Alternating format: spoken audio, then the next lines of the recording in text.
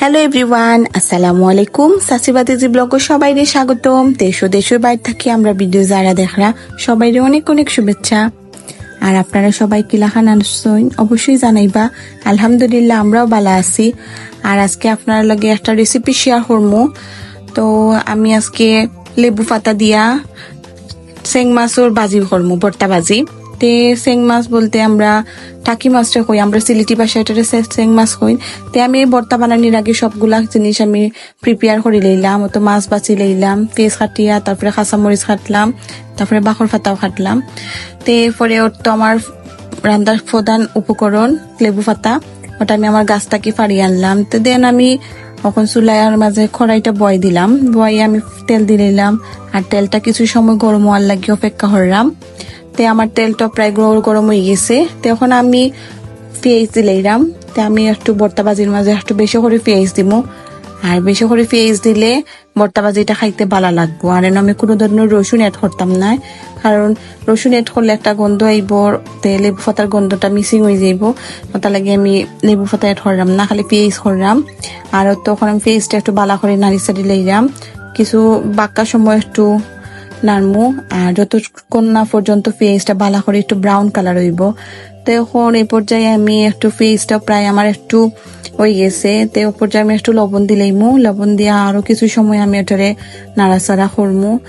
আর যত সময় না পর্যন্ত ব্রাউন কালার হইব, তে অলমোস্ট তখন আমার পেঁয়াজের কালারটা ব্রাউন হয়ে গেছে। তো এখন আমি সবগুলা মশলা অ্যাড করমু।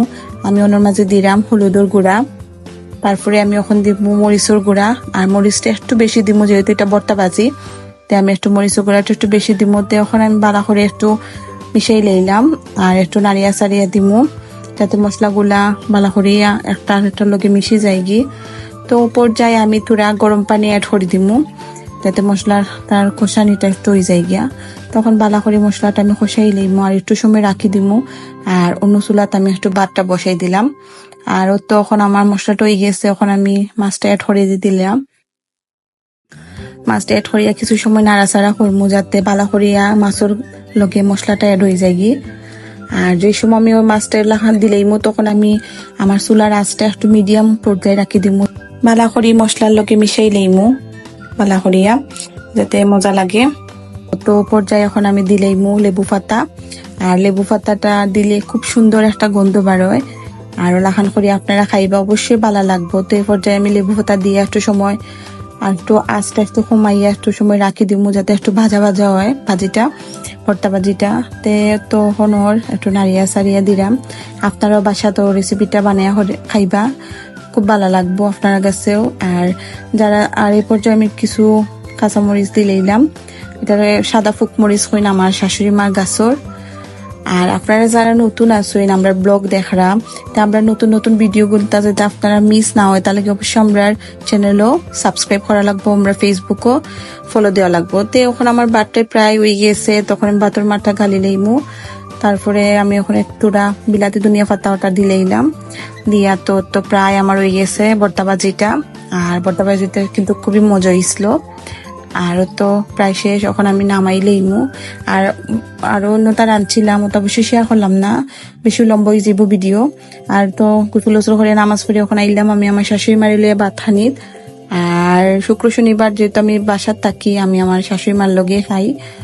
আর বিকালবেলা এখন বাবা টাউনও গেছলা, গড়ের তোরা খরচ আনছিলা, আমি কইয়া দিয়েছিলাম কিছু বিস্কুট আর হামুন লাগে তোরা চিপস আনতা। তো লই এইলা। আর আপনার কাছে কোন কোন বিস্কুটটা ভালো লাগে জানাইবা। আমার কাছে তো খুবই ভালো লাগে জাল বিস্কুট, ও বিস্কুটটা আমার খুব পছন্দর, পটেটা খুব মজা লাগে খাইতে। আবার লেসটাও ও ফ্লেভারটা আমার খুব ভালো লাগে খাইতে। আর পরে তো দেখলাম বাবাই ফান আনছেন মাল লাগি, আর এক সপ্তাহ ফান একলগে আনিলেন আমরা গরো।